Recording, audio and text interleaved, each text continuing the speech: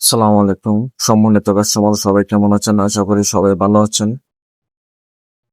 EPS বাজার থেকে নতুন আরেকটি শর্ট ভিডিও নিয়ে আপনাদের মাঝে আসলাম। এখানে দেখতে পাচ্ছেন ARC খুবই আপডেট মডেল স্মার্ট ডিসপ্লে সহকারে ওয়ালটন কোম্পানির একটি ভালো মানের ইউপিএস